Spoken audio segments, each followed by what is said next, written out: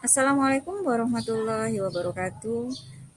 Tabik pun ketemu kembali Bapak Guru Hebat dengan saya Leni Oktarini, CGP Angkatan 4 Kabupaten Pringsewu dalam konteks demonstrasi kontekstual modul 31.7. Mari Bapak Guru Hebat ikuti hasil demonstrasi kontekstual yang sudah saya lakukan.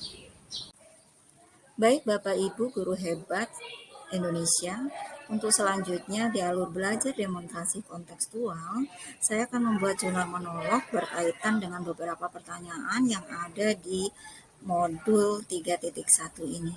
Pertanyaan pertama, bagaimana saya nanti akan mentransfer dan menerapkan pengetahuan yang saya dapatkan di program guru penggerak ini, baik di sekolah maupun di lingkungan asal saya. Menurut saya, ilmu yang saya dapat di pendidikan guru penggerak ini akan saya transfer melalui kegiatan-kegiatan pengembangan diri di gugus mata pelajaran pada tingkat kabupaten atau MGMP kabupaten maupun di satuan pendidikan atau dikenal dengan MGMP sekolah.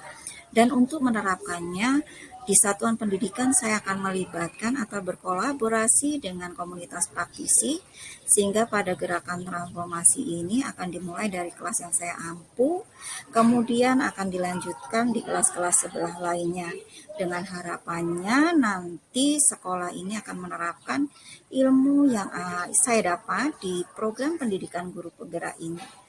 Setelah melakukan pemahaman dan eksplorasi konsep materi tentang mengambil keputusan berdasarkan pemimpin pembelajaran, saya dapat simpulkan langkah awal yang akan saya lakukan adalah yang pertama, mengenali terlebih dahulu situasi yang saya hadapi dengan bisa mengidentifikasi nilai-nilai kebajikan yang muncul di situasi tersebut.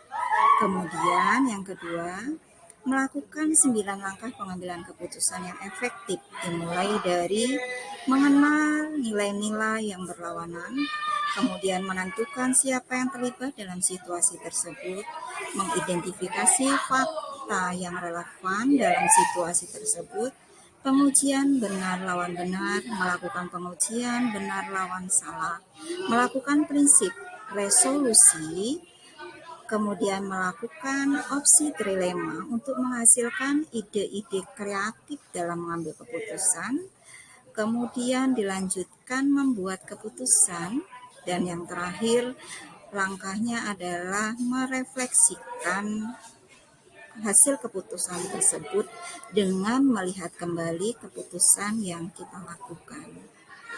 Menurut saya, kapan saya akan mulai untuk menerapkan langkah-langkah mengambil keputusan berbasis pemimpin pembelajaran akan saya lakukan mulai hari ini, bisa besok, bisa lusa, atau hari berikutnya saat berada di pembelajaran atau berada di situasi yang mengharuskan kita mengambil keputusan di ekosistem sekolah.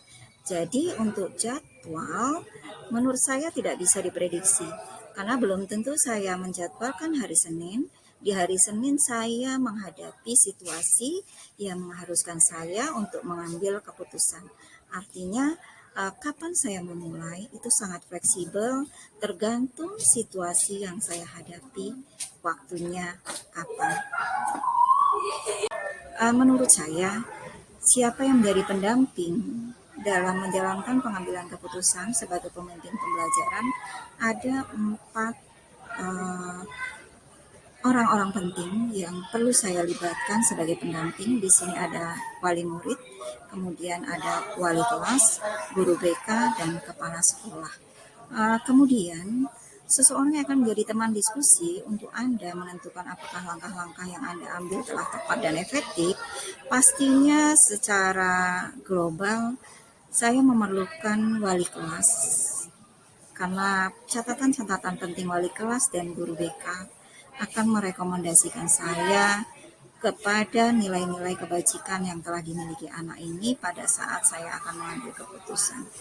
Bila situasinya mengharuskan saya juga untuk berdiskusi, tidak menutup kemungkinan saya akan mengikutsertakan wali murid sebagai pendamping anak di rumah yang tentunya lebih banyak tahu tentang nilai-nilai kebajikan yang dimiliki anak di rumah, sehingga setiap keputusan yang kita ambil ini tidak akan menyisakan rasa khawatir, kemudian akan berpihak pada anak dan tidak meninggalkan kekecewaan kepada siapapun yang diberi keputusan dan mengambil keputusan tersebut. Demikianlah Bapak Ibu Guru Hebat Indonesia, tugas demonstrasi kontekstual dari saya. Semoga bermanfaat. Terima kasih. Wassalamualaikum warahmatullahi wabarakatuh.